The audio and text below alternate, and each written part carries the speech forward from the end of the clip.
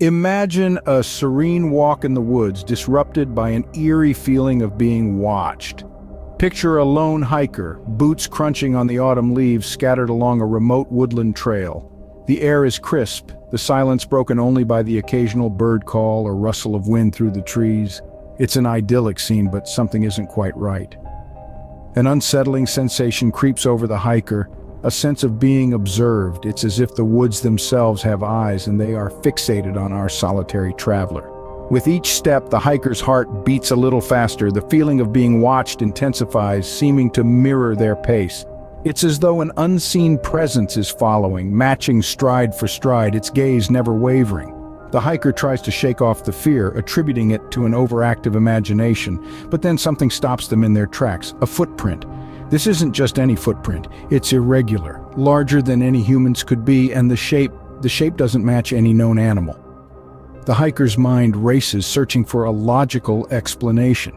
Could it be a trick of the light, or an unusual erosion of the soil?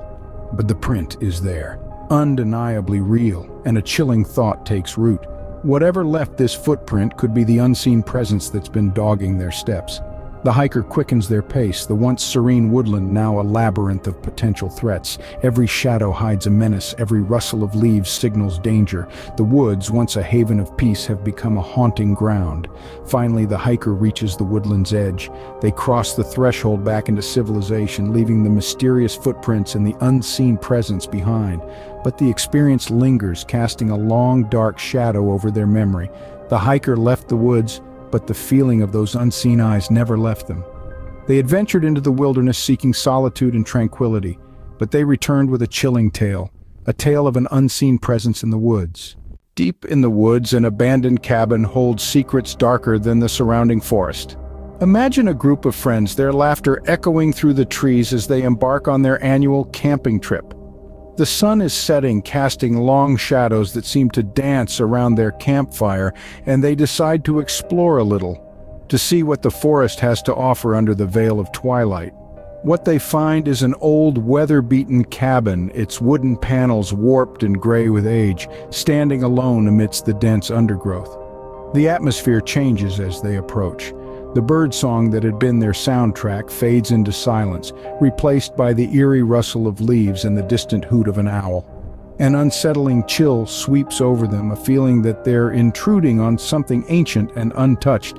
But curiosity, as it so often does, gets the better of them. Stepping inside, they're greeted by a sight straight out of a horror movie. Strange symbols, like a forgotten language, are etched deep into the cabin walls, their meaning lost to time.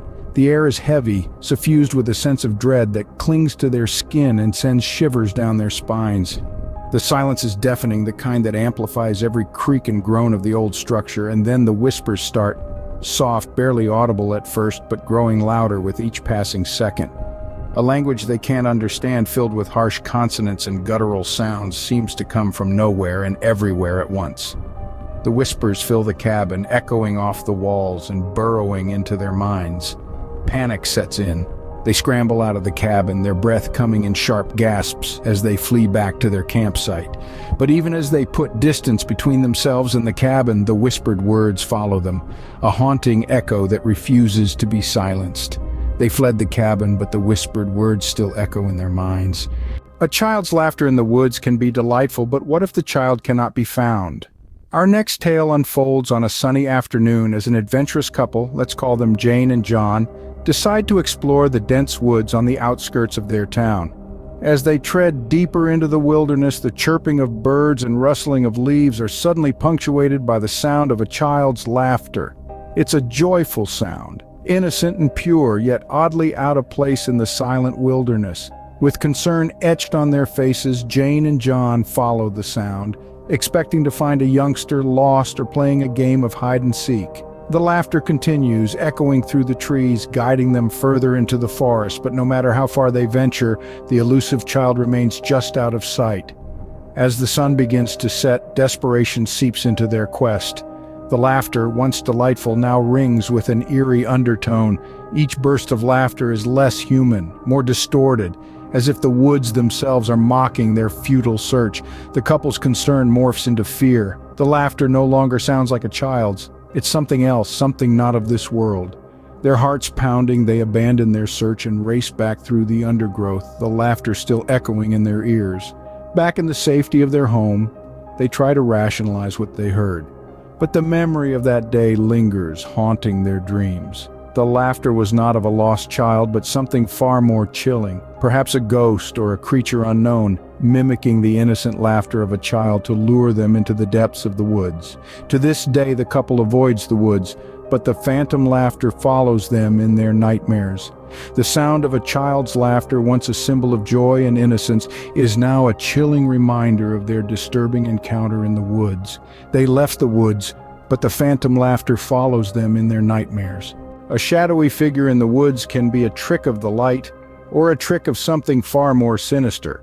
In the hushed silence of the wilderness, a lone camper found themselves in a chilling encounter with the unknown. A rustle of leaves, a barely perceptible movement caught in the corner of the eye. It was a mere whisper of an anomaly that began a terrifying tale. Beneath the towering trees, a figure moved. An outline shrouded in darkness, its form shifting and wavering like smoke. Every time the camper looked, it seemed closer, its presence growing more tangible, yet it remained a shadow, a phantom, a chilling enigma in the twilight of the woods. The camper's heart pounded in their chest like a thunderous drum, adrenaline coursing through their veins as the figure continued its eerie dance between the trees. The isolation of the wilderness had never felt more profound, the silence more deafening. The very air seemed to hum with anticipation, a quiet before the storm, but it was the shadow that truly struck terror into the camper's heart. There was none. Despite the figure's dark form, it cast no shadow on the ground, no silhouette against the trees. It was as if the figure was a void, a hollow space where light simply ceased to exist. The realization washed over the camper like a wave, chilling them to the bone. They were not merely witnessing an odd trick of the light. No, they were in the presence of something far more sinister, an entity that defied the laws of nature. It was a horrifying moment. The world tilting on its axis, reality warping into the realm of nightmares. The camper fled, leaving behind the haunting figure and the terrifying woods, yet even in the safety of civilization they could not shake the memory of the shadow figure. It lingered, a specter at the edge of their vision, a chilling reminder of the unknown lurking in the woods. The camper escaped the woods, but the shadow figure's presence lingers in the corners of their vision. The nocturnal sounds of the forest can be soothing until a howl that doesn't belong to this world shatters the tranquility. Imagine a night watchman. His name is Jake, a seasoned veteran of the night shift. He's worked in the forest reserve for over 2 decades, so he's familiar with the symphony of sounds the wilderness plays once the sun sets. The whispering wind, the rustling leaves, the distant hoots of owls, they are all part of his nightly routine. But one evening, as Jake sat in his patrol cabin, an unfamiliar sound sliced through the night's peaceful lullaby. A howl. Not a wolf's or a coyote's, but something far more chilling, far more unearthly. It was a sound that made the hairs on the back of his neck stand on end, a sound that made his heart pound like a drum. The howl echoed through the forest, bouncing off the trees and seeming to come from all directions. Jake gripped his flashlight, his knuckles turning white. The howl was getting louder, closer, but no matter how he strained his eyes, he could see nothing in the darkness outside his cabin. His mind raced, trying to rationalize what he was hearing. Could it be a bear? No, it didn't match any bear calls he'd heard before. A mountain lion? Impossible. They didn't inhabit this area. The howl reverberated again, louder now, and Jake felt a shiver of dread run down his spine. The source of the sound remained unseen, hidden in the blackness of the forest.